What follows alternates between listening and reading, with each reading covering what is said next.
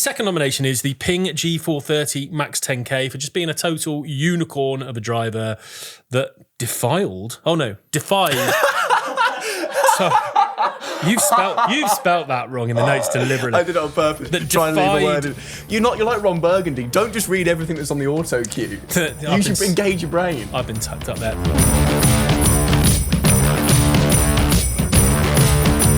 Coming to you live, or not live. No, not even vaguely Coming live. to you pre-recorded from a business park in Winnersh Triangle. Welcome to the first annual Pointy Awards. Wow. Here we are, Joe. It's silly season. It's the Friday before Christmas. We've jammed a tree. We've stolen some wine. Stolen some wine from the kitchen. Merry Christmas, everyone. And we wanted to introduce you formally to the first ever Pointy Awards. A bit of fun we're going to have this week. Giving some awards out to some equipment funness that's happened across the last year, Joe. Do you see what we've done with the name? Kick Point. Do you get it? The Pointies. Do you like it? You like it? Yeah? Good. And, Joe, we have a Pointy in front of us. Please talk us through the actual physical award. Who made this? So this was made by two young ladies, Audrey and Emmy Ferguson, aged 9 and 7 respectively. Wow. They came up with the concept and the design last night. It's impressive. In my kitchen.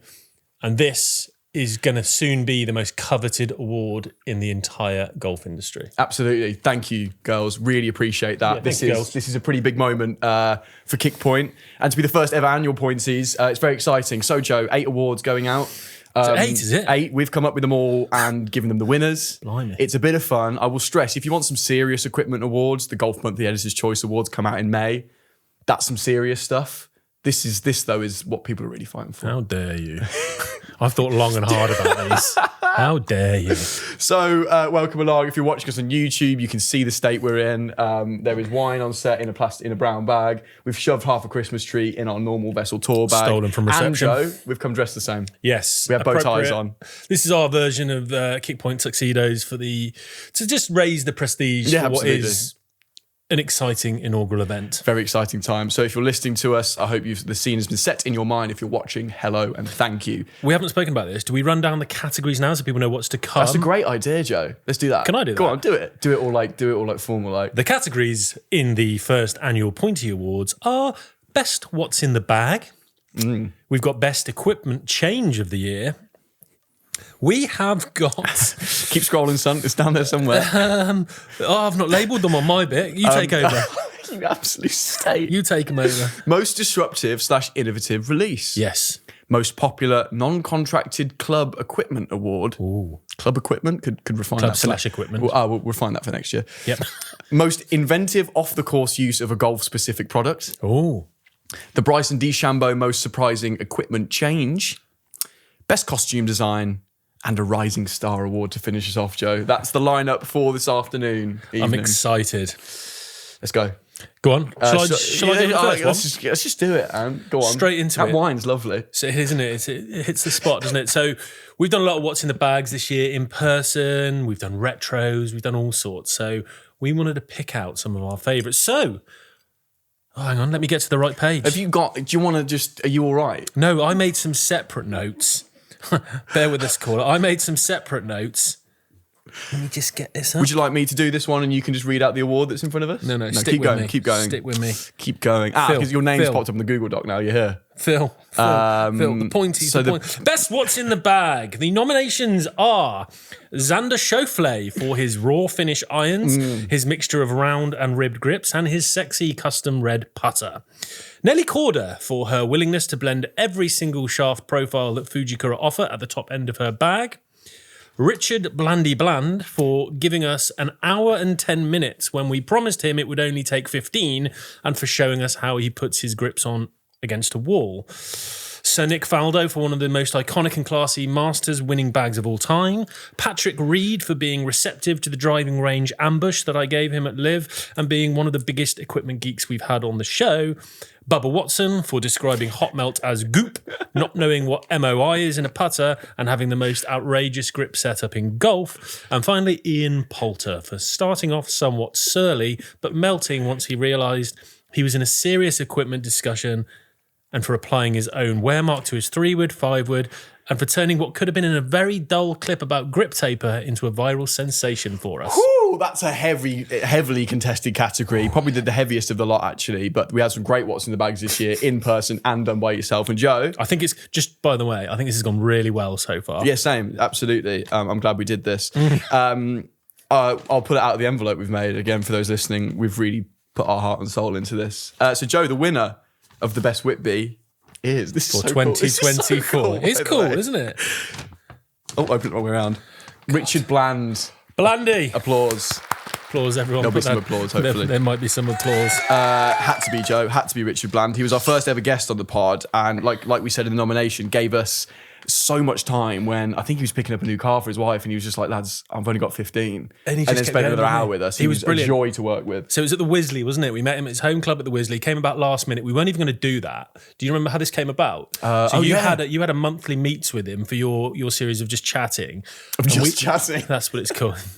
Don't check it out. Thanks for belittling it, mate. I appreciate it. But that's actually a really interesting one. That's one of your better monthly meets. They're all good, but that one's really good. That was the best.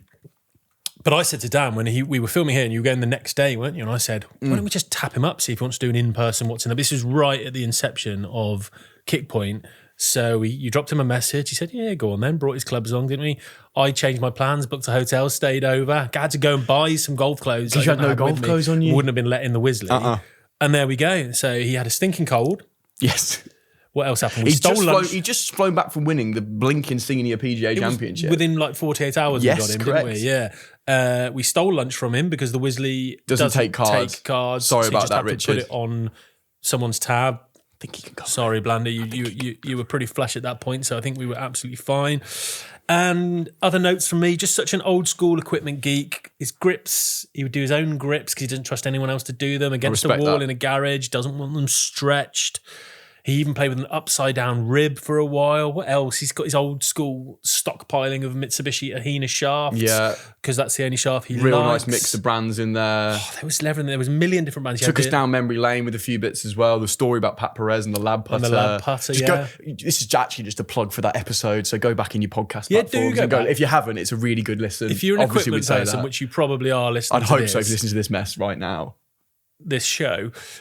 Then the Blandy one is like it is top drawer. It doesn't get much geekier than that, and the time and all the little different stories about it, and it's just an all round. Also, a super cool bag. He had a vessel bag, didn't he? His Cleeks vessel bag. Cleeks vessel bag. I'm a Cleek. And just an all round good guy. Really enjoyed that day. Your Pointy will be in the post, Richard. Thank you very much. And the first guest on the show ever, and now the first ever Pointy awarded too.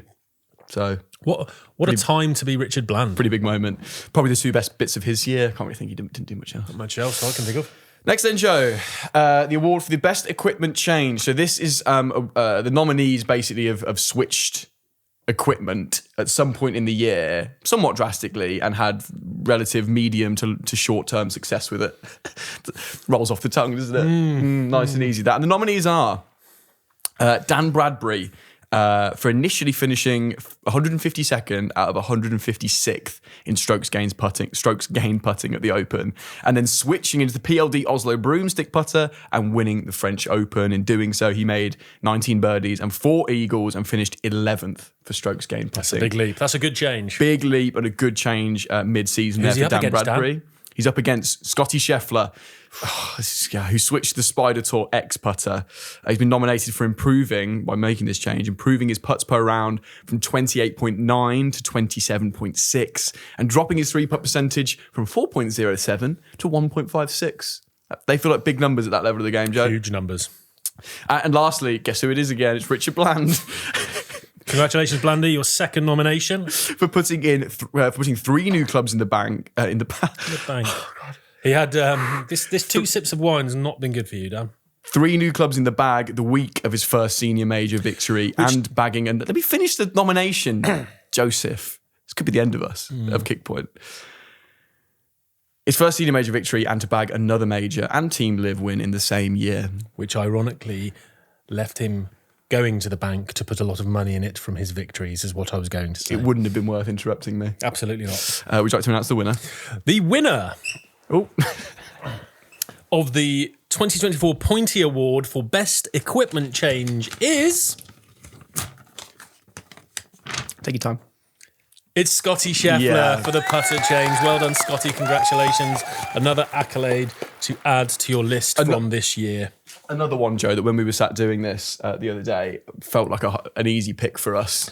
Well, I would say it's probably, I mean, it's tough to garner stats on this, but certainly the most profitable equipment change in the history of the world, sort of in a monetary value. I just think for two sets of people, for Scotty's bank balance and for tailor-made sales of Spider Tour X's, I suspect. You're a big Spider Tour X guy, aren't you? You love that True Path technology. But yeah, to put some more flesh on the bone, the back end of 2023 and the start of 24, his ball striking, as it still is, absolutely outrageous. Every week he was top of the excuse me, the strokes gained off the tee, approach and everything else. He was just so dominant tee to green, it was ridiculous.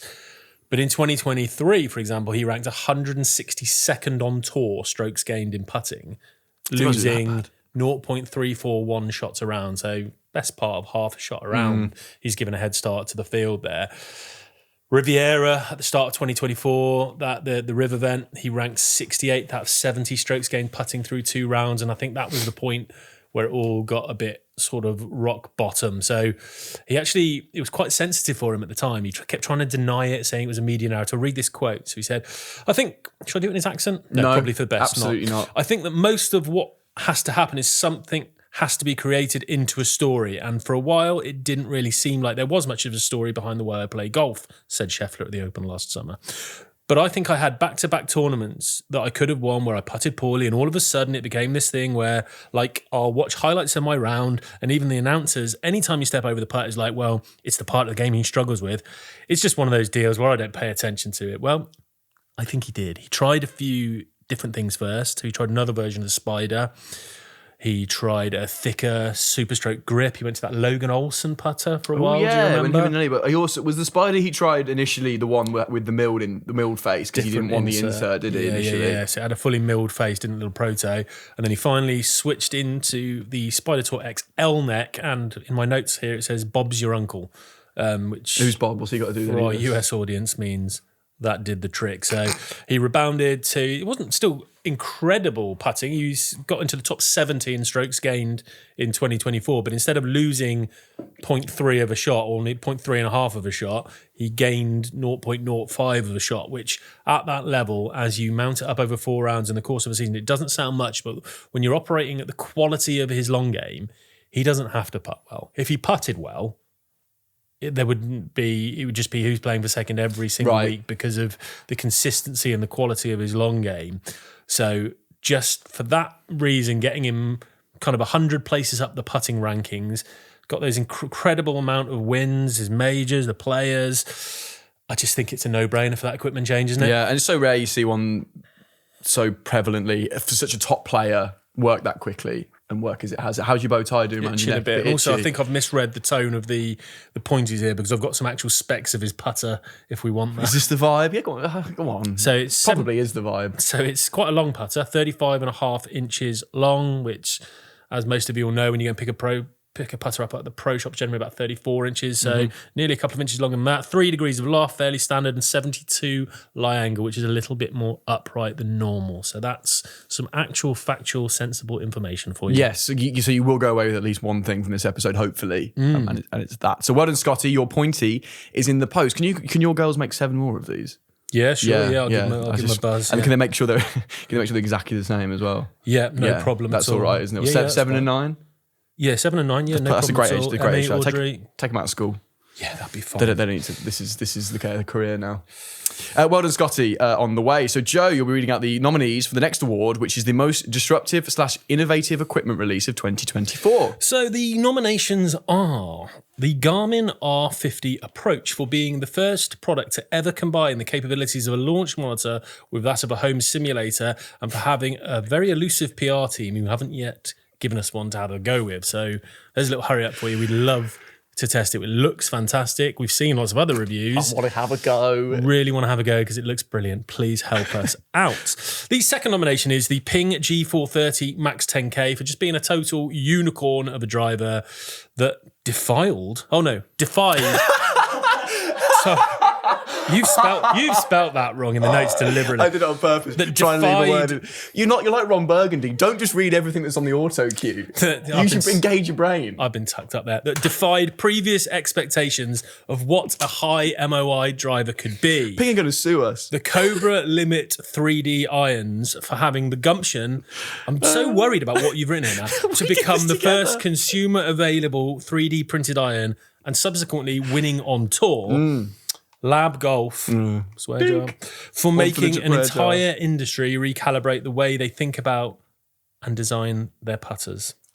Dan, would you like to read? That's really tickled me. Defiled. That's good stuff. We've sealed this one. 4 very deserving nominees. Mother nightmare. I've got 2 tabs going on of my notes and your notes. Do you want to have a moment? No. I'm working on it. And the winner for the 2024 Most Disruptive Innovative Release Award is the Cobra Limit 3D irons. Round of applause again for Cobra. Slightly more fraught category there, so I could have picked any of them quite happily. Some might be surprised it wasn't Lab, but Joe's lobbying committee didn't get through to me this time. Their price was too low. And it is That's a valid good point. It's a very valid. You were on limit. this Cobra trip. What did they do? What has this been? Have you been? They've had a good couple of weeks. Been Cobra, corrupted, yeah. But rightful winners, Joe, because. Because again, the category's innovative here, and to bring a 3D printed iron, even though it was limited by its very name, to market is a big step forward in what looks like the future. And also, they were really, really good. Yeah, I mean, there'd been rumblings. I mean, we spoke about this on again. This is just a big plug for all our previous episodes to go back. Pretty much, yeah. We spoke it's like a clip show in depth about the Limit 3D irons when they first came out and how impressed I was, and we got onto the topics of kind of the evolution. People have been using 3D prototyping and 3D printing for their prototypes rather, and just to make shapes and test aerodynamics and stuff. We still, I think to this day, don't know how they do it, do we? No idea. We sort of looked into it quite heavily, and I've seen lots of demonstrations. I went to visit Stewart Golf, the trolley manufacturers, at their offices in Gloucester a couple of weeks ago, and they've got a 3D printing machine in there that they do some of their parts with it, and a laser scanner. And I was not metal, surely. No. So prints in plastic. Yeah, that's the bit. So that makes sense to you. It's the metal that we don't quite get. But even when I was looking at the plastic one, I was like, I don't get it, mate. And they were like, yeah, it's okay. They obviously all have engineering degrees, and I have an American studies degree, so. We're not going to revisit how we think that was done. We've covered that. We're not. Yeah, go back. Actually, don't go back to that episode. It was actually quite a tough one. Yeah, we're not going to relitigate that. But yeah, I was just blown away, and the performance, the look's so slick, and it is genuinely like a blade looking iron. It's slightly larger than a blade looking iron, but it's so incredibly. It's like the King Tor shape-wise, right? Pretty much. Yeah, but it's so incredibly slick. But as I said to you, you got this weird combination. Weird but brilliant combination of a player looking blade style iron that kind of has more game improvement characteristics than I've seen in. It's like G730 kind of forgiveness. It's an incredible piece of engineering, and I think it's just the start. Bryson thinks it's just the start as well. He thinks, I remember we covered it a bit there, he thinks it might be commonplace soon for those 3D printers to become more accessible at home, and it might be you just get an idea with your mate, and all of a sudden that afternoon you've printed it out and you're testing it at the golf club, which could be incredible. That feels exciting. When I was with Cobra a few weeks ago, I chatted to a guy called Tom Orlovsky, who's sort of one of the bigger designers there at Cobra, and sort of picked his brain. How big is he? 5'11". Oh, okay. Yeah. Rest of them are quite small, are they? Move on. Again, it's like the Big Mac one a few weeks ago. That was good. You're better than this. That was good. And I know you are. Go on. I sort of picked his brains about 3D printing, and he's quite excited about it, obviously, as he would be as an engineer. But he says the industry's going to have to wait for the 3D printing tech to kind of come down to them. I.e., how can you 3D print with titanium? How can you use different materials in these 3D printers to get them into more clubs and stuff? So they're waiting for the 3D printing technology. But it's coming, basically. That's interesting. It's above our pay grade. It's way above our pay grade. Success on tour, which... That was big when Hidalgo won the... That surprised you more than it surprised me. Having tested it, I was like, this could be played at any level. With respect, it's a Cobra iron. How many of them are knocking around tour? Yeah. And it's a niche Cobra iron. How many of them are knocking around tour? But yeah, Hidalgo stared down John Rahm, didn't he? Brilliant playoff. Spania in a playoff, staring down one of the best players in the world and came out on top. That was a really cool, genuinely interesting story. Yeah. That. And yeah, so the Cobra Limit 3D, well done. Well done. I'm sure you've received plenty of other awards so far, but imagine this in their HQ in Carlsbad with all their like really nice awards, and there's a sort of a beautiful award. Yeah, crafted with love and passion. When the rest are produced, we'll send it out. We'll send it out. Well done, Cobra. Okay, Joe, next. Hang on, back to my other tab. No, I'm reading this one out, Excellent. so you're all right. But get ready for the next one. Yes. Cool. Most popular non-contracted club / piece of equipment award. These nominations are for clubs that are popular and they're in non-contracted players' bags. Yep. It's pretty self-explanatory. Good. Titleist GT drivers for having one of the quickest tour uptakes of the year when that was released at the end of the summer. The TaylorMade QI10 Fairway Wood standard model for cropping up in the bags of numerous players who are so rarely associated with TaylorMade. The Ping G430 LST for being everywhere we looked at Live. And Vessel bags for making the best tour offering and being in every player's bag of choice if they're not prepared to do so. You're panicking over there because I'm just looking at my notes. My notes are just not in the same order as yours, but I've got them all here. I've just got to find them. But don't worry about that, everyone. That won't. You're fretting. I can see you in the corner of my eye, just going mad. I was just giggling. So, have you read all the nominations? Yes. So the Glad winner for the best non-contracted club / equipment award of the year goes to a brand very close to our heart and our set, Vessel bags. Huge. Congratulations, Vessel. So, and it's holding up the Christmas tree right now. Yeah, so it's also, what a multifaceted piece of equipment that is from Vessel. You know when you go and get a Christmas tree, they whack it on a block for you. That's that equivalent, isn't it? That's the Rolls Royce of Christmas blocks. It's like a 350 quid block. And the rest. So Vessel might be the coolest brand that you don't know about, in my opinion, in golf. I'd sort of heard about them, and I remember when I was still playing a bit and I wasn't a contracted player for anyone or anything like that, and I wanted a tour bag. I was thinking, well, where'd you get? And I remember seeing Martin Keimer back in the day with this just all black, just had his little daffodil logo on the front and just his name, no other sponsor. And it just looked so slick and cool. And so I did some research, and that's how I first came about. And when was that? Because to me, Vessel's just kind of popped up in the last 3 years. I know obviously there's been a lot of work to build a business to the state it is, so it's not just appeared, but 20 plus years? I couldn't tell you the exact date of their heritage, but that when I saw Keimer would have been 5-6 years ago. Oh, right. Possibly even pre-COVID kind of stuff. And they kind of operate in the sort of underworld. You don't know about them, but they're almost everywhere. They don't pay anybody to use their stuff. Correct. They just exist. Yeah, but it feels to me that anyone without sweeping statement, anyone who's not a contracted player who's on staff with a TaylorMade, with a Titleist, with a Ping, with a whoever, who tends to use their Callaway staff bag or their limited edition TaylorMade bag, whatever it is, feels like everyone uses a Vessel. I'm talking, they've got over 100, they don't pay their players, as you said, but they've got over 100 PGA and LPGA players using their bags. Wow. Including the likes of Jordan Spieth with his AT&T bag. That's a good shout. Probably Tiger Woods might have been the first most prevalent one to mention, actually, with his Monster Energy. Energy the Monster bag. Energy, and is there? No, it's just that, isn't it? It's just black with the Monster and logo the Tiger. It looks really cool. Most of the Live guys seem to be vesseled up from what I was looking up and down the range. Now, I don't know, and was supposed to research this before we started filming, is whether they have some sort of relationship with Live. I don't know, so let me know if they do. Yeah, it'd be good to know. My hunch would be that the individual teams knew they needed bags and knew where they needed to go. Because they've all got like a custom, like they're fully, it's not just a black Vessel bag with the logo on. It's like, right, here's the team kind of art and concept, and make a whole bag from it, as we saw with Blandy's Cleeks bag. Also, it's not just tour bags. So I've got one of the coolest carry bags. You've got a little carry bag as well, haven't you? So I get so many compliments from that, by the way. Yeah, like same frightening here. amount. Yeah, even at my sort of the PGA events that I play, most guys, I love it because it's a bit different. I don't want to be that guy who I've got something a bit different, but like everyone has the standard manufacturer bag, don't they?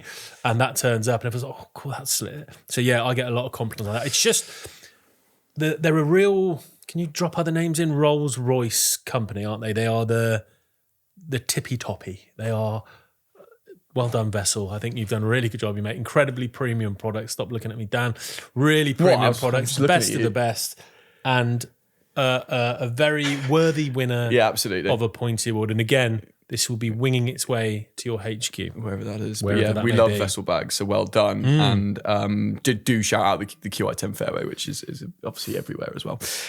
Joe, do you have your notes up before I hand over to you? Yes, I am ready. Okay, next up then, please.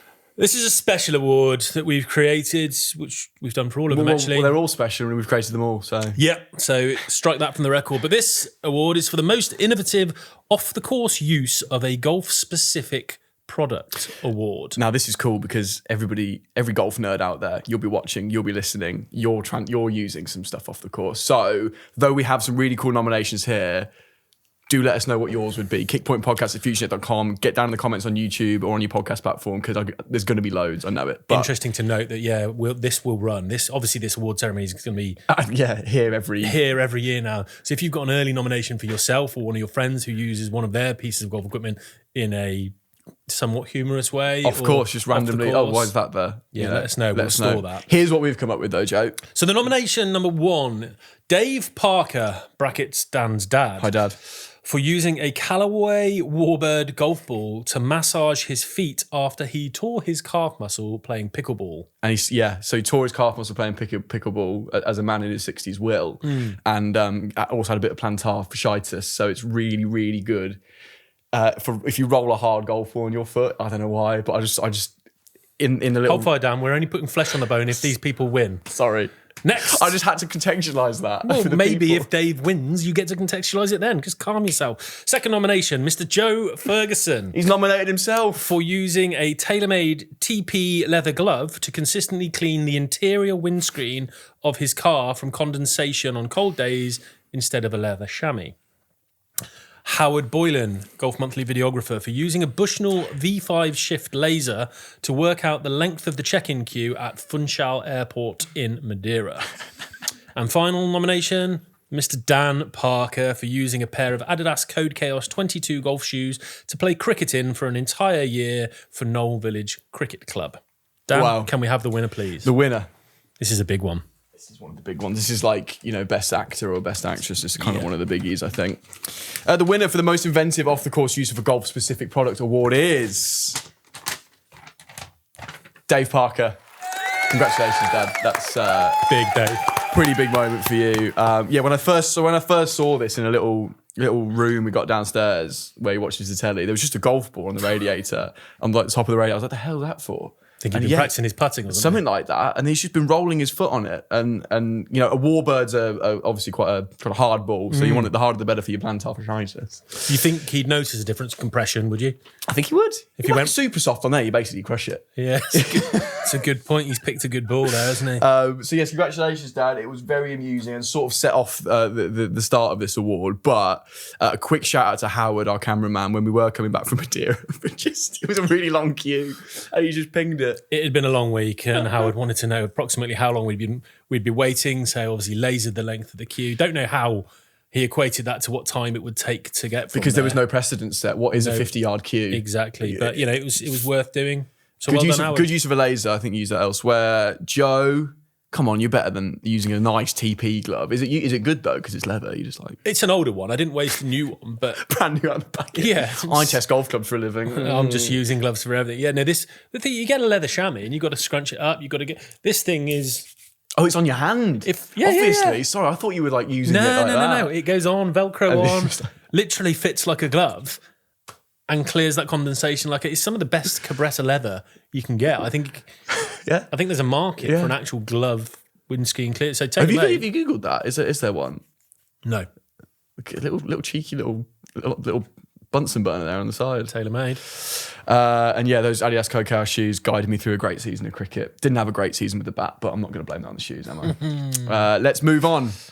I like that one. So do get in touch with which you might have some kind of manic mate who always uses a golf thing off. Let us know. We do want to hear from that. Okay, Joe, keep next it clean, up. Though. And Dave, the pointy, Dan will bring that one home with him. Okay? Yes. Oh dear.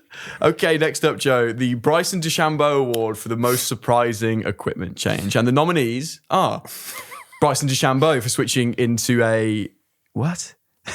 What does that say? Do you want me to take this one over? Yeah. Why have I said that? I have no idea. So Bryson DeChambeau for switching into never before used Avoda irons. It's auto-corrected to MEBA. before used Avoda irons on the eve of the first round of the 2024 Masters to then go on to shoot 65 7 under par. The second nomination is Bryson DeChambeau for switching his driver head 20 minutes prior to the final round of the US Open with a 3-shot lead to then go on and win the tournament despite hitting 5 of 14 fairways at Pinehurst number 2. And the final nomination is Bryson DeChambeau for using his equipment to spend most of the off-season hitting balls over his house instead of using them on a golf course. Dan, could you give us the winner? Who's it going to be? Who is it? And the winner is... It's Bryson DeChambeau, Joe. Can you believe it? Congratulations, Well done, Bryson. Specifically for that driver head switch, which I didn't know about before you did your nice little off-script thing a few episodes ago. And to change your driver in that scenario and then spray it around the gaff and still win by hitting one of the best shots, not of the year, but in recent memory, I think. It's very Bryson, isn't it? It's so Bryson, and what a highlight of the golfing year that was. Picture this. You're on the range. You've played 54 holes at the toughest test in golf round, Pinehurst number 2. Fine, this ain't no resort course. This ain't no resort course. It ain't no resort course. You're on the range, you're warming up, you've got your 3-shot lead over Rory. It's been a great week. You're obviously playing well. I'll just put you in his headspace by reading his quote. He's gone with, I probably shouldn't have changed the heads. I was trying to get a fresh head in there. It had good curvature on the face, but it was a little bit lower loft. For whatever reason, these lower lofted heads have been missing right. Consequently, I missed right all day. Bit frustrating, but the face I was using for the past 3 days was just starting to get a bit flat. It was a 9.5-inch curvature. I won't go over that, is what he says. Okay. Essentially, the face was just starting to get a little flat. I wanted to get a fresh head in. I was driving it well on the range. On the golf course, the nerves got to me a little bit. I wasn't as comfortable with it. Probably needed to work it in more than hitting just 5 balls with it. I would say so, Bryson. Gee whiz, man. I mean, it was mind-blowing, and that's twice he's done that this year, obviously because it's his award, with the iron thing, just getting him shipped over last minute. Love it, though. It's proper him, but he's they're both in there because it worked. Just to give some context around that, it wasn't a lower lofted driver in terms of stated loft. It just measured slightly low. It was the same 6 degree Because there's those tolerances, aren't there? Correct, but it's a crank formula fire long drive head with 6 degrees of loft. Just had slightly less measured loft. And again, to give you the context of how that panned out for the week, he hit 86% of the fairways in the first round, 50 and 57. Before going into the final round and dropping that to 36% of his fairways with his new driver head. Again, round number 2. Pinehurst number 2. What? But still coming out on top. So good on you, Bryson. Congratulations for your nominations and your somewhat inevitable victory. It's your in that award now, category. mate. You got your name on it and you won it. So good luck next year. We look forward to watching it all over again, quite frankly. I'm gonna go back on script and go, I'm going to read the next nominations again. That's okay. That's fine. This whole thing's a mess. Nonsense, isn't it? Can I just say one more thing on Go on. Bryson? Part of me thinks I think he's a sadist. Is that a strong word? I think a bit of a masochist made him go, like, I want to hit this, I want to win it in a stylish way by spraying it around and hitting this bunker shot. Can you pass me the brown bag, please? Yes. Thank you. Fill yourself up some. Just some water for Joe. Just some water for me. Just topping up. Right, what's the next award, mate? The next award is for Best Costume Design. We took this one. We may have stolen this one from... You're right. It's Christmas. Is it okay at home? It's Christmas. Sorry, yeah, of course. We've stolen this one from some of the more established award ceremonies, maybe, but this is for Best Costume Design. We haven't got a sponsor for this segment, but Dan and I would both like this to be sponsored by Uniqlo. Because we both wear a lot of your T-shirts, a lot of free advertising. Just, call us. We're right here. We are here. So the first nomination in this category is Mr. Jason Day for his provocative Malbon clothing all year. Highlights include jumper at the Masters, the parachute pants at the Masters, shorts in the practice round for the Memorial. Some interesting stuff from Jason. Can I also just add where is it? Can you also desperately scramble through that internet web piece? Yeah, I'm going through the Hypebeast page now. Which one was it, for goodness sake, Daniel? There was a very nice... Are you looking for the linen? I'm looking for the nice one, which was the Masters Day 2.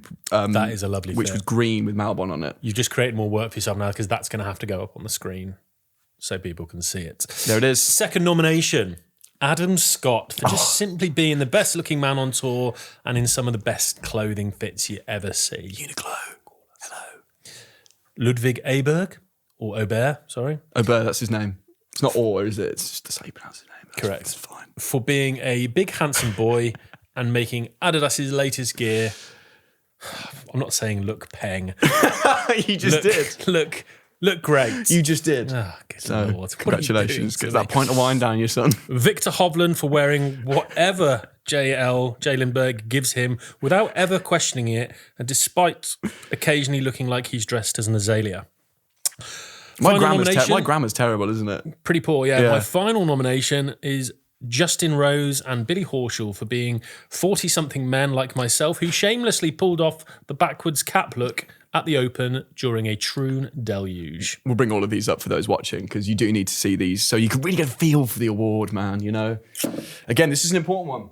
This is a big one. I don't think this makes it onto the main Oscars show. I think they put that on the non-televised bit, but we're bringing it back to the top. The winner is... Jason Day. I don't think we need to do this because I think we're going to insert applause, aren't we? Yeah, but also we're actually surprised as though we didn't just write these a minute ago. That's a good point. And come up with these a couple of weeks ago. Back on track. Love Jason Day and what he's doing about it. The provocateur. I love that he's bold enough and he's big enough and ugly enough to take the flack. I think he quite... That's the phrase, isn't it? That to take the flack that comes with trying to do something a little bit different.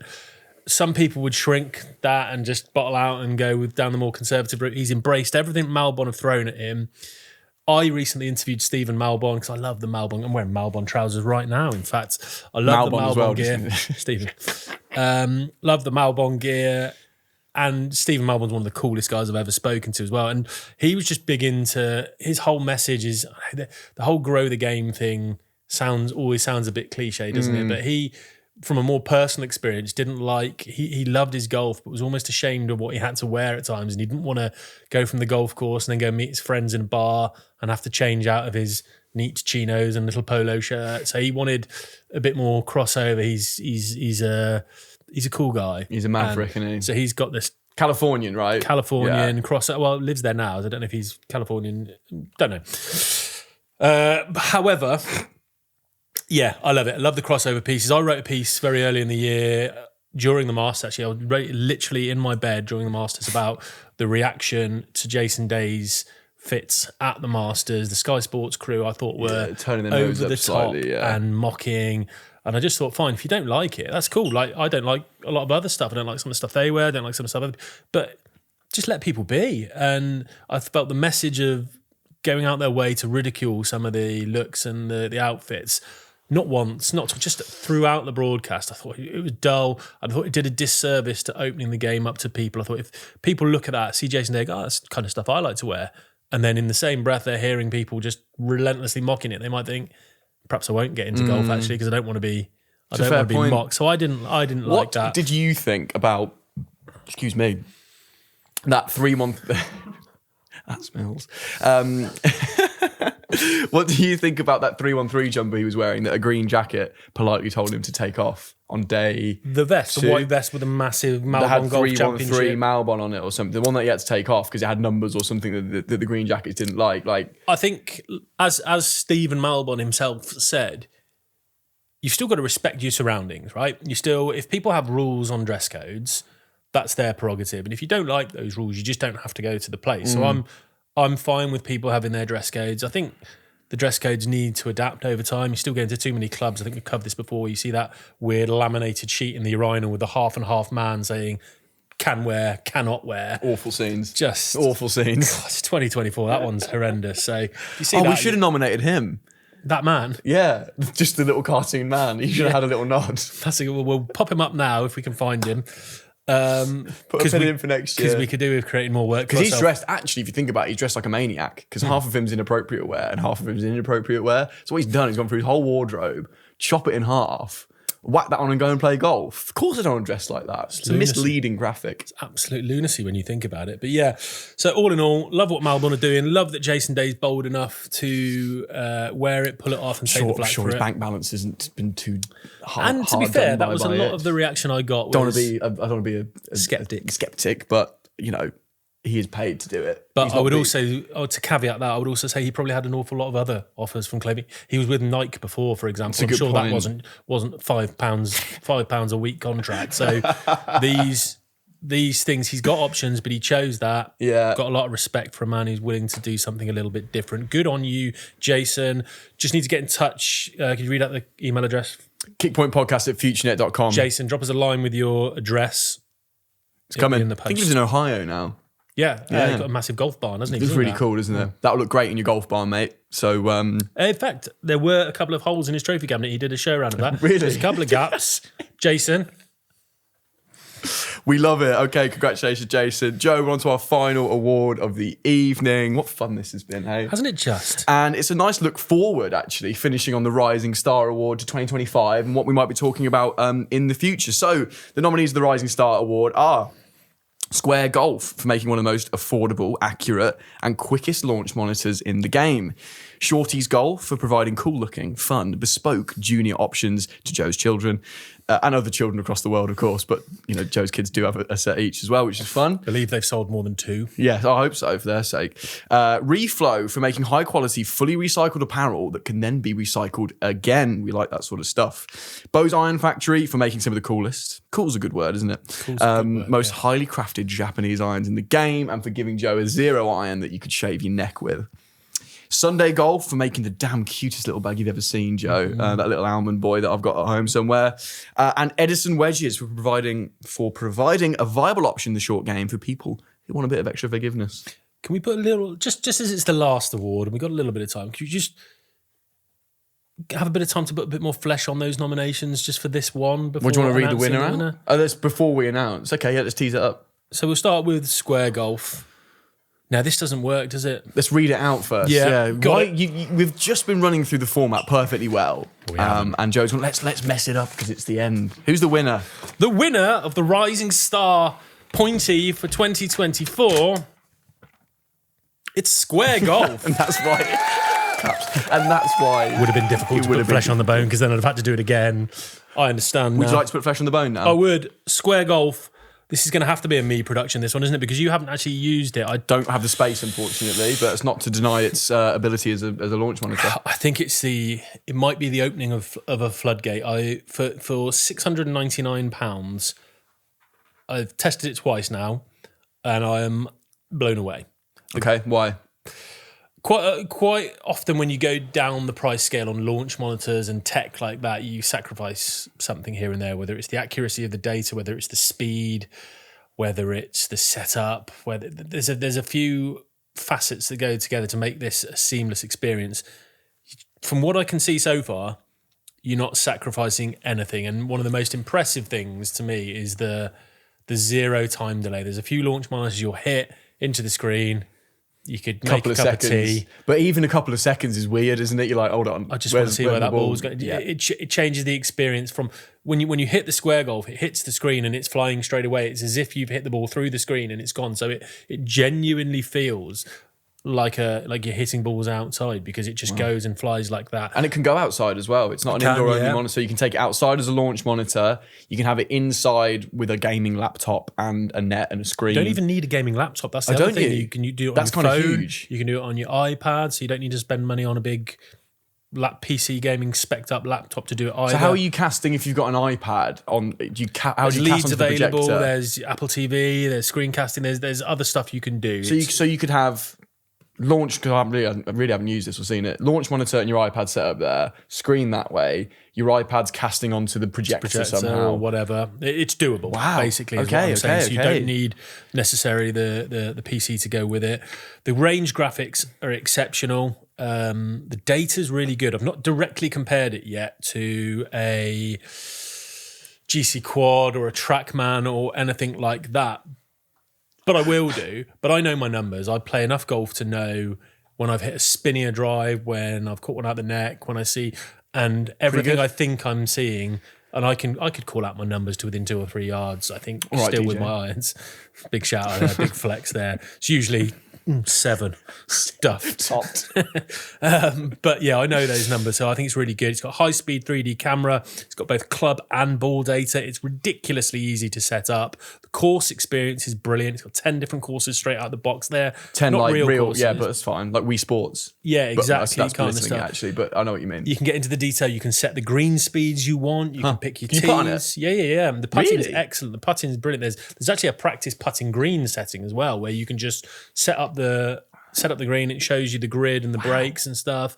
You can pick your speed for that green. So if you're struggling with uphill right to left putt, set it slow, and it does so much. So can I just contextualise this then? So we've had the R50 approach come out, which is £4,299 in the UK, $5,000 in the US, which is that built-in one. So that's got the iPad built in, and you can do launch monitor, you can do simulation, all on that one device. So we're talking $4,500 there. You then got your full swing kits and your golfs on waves, which are like still $4,000, but you're having to add a gaming laptop on there and all sorts here. So while I think that Garmin's going to be a real disruptor to your GC3s of the world, this Square Golf sounds like it might wipe out these sort of $3,000-4,000 products because you're at £700 here. Is it available? I don't know if it's available in the US for people listening elsewhere, but I believe so. £700 For your home setup. Plus, you're going to have to get a hitting mat and an iPad, but you could probably do this for a grand. Go on to Square Golf. I don't think you'd be getting it for under £1,000 because I don't think you're going to find an iPad for less than £300 and internet. And, a used one, mate. Okay, maybe you are. Hey, try ebay.com. I'll take it all back. .co.uk. Call us. But there are bundle options as well on the Square Golf website where you can get the cubes, you can get the screen with the launch monitor, and if you wanted to go down the laptop route, they do bundle packages as well, so you can just get it one click, put it in your box, and it'll be delivered. We're not sponsored by Square, by the way. I'm just aware this is a bit of a love fest. Nothing We just like. want to make people aware. Although, call us. Yeah. If anyone wants to call us, just call us. It's cool. Very available. It's just a brilliant product, and at that price, I know, speaking to their PR in the UK, that they've sold out pretty quickly. I'll tell you how brilliant it is. I went to test it up at my local driving range because I set up a little cube up there. The guy's been a guy called Wayne McKnight. Thank you, Wayne. He set up a little space for me, so I've been doing some indoor testing there when the weather's been bad. Using the Square. Using Square and other launch monitors because I wanted to make sure it was all viable first. But it's gone so well, and he's been so impressed with what he's seen. He's actually bought another 2 and in bundles to set up commercially within his range, in his indoor setup. It is super impressive. There you go. So if you're in the market for one, but you're like, I ain't doing $5,000, here could be your option, and this could be a real disruptor. You're reviewing it next year, so look out for that in the new year. And to put a pin in it for next year, Joe, maybe compare it to some other ones would be cool. I know you've closed the laptop and you want to drink your pint of wine, but quick shout out to Reflow, because I mentioned in there, you can recycle. There's got this thing called Reloop, and certain clothing within their collections can be given back to Reflow, who will then make more clothes out of it, which I think is just brilliant. That's another one. We test a lot of stuff all day, most days. That's something Dan rang me about as well. So when you get, like, I rang you immediately after testing the new Cobra product.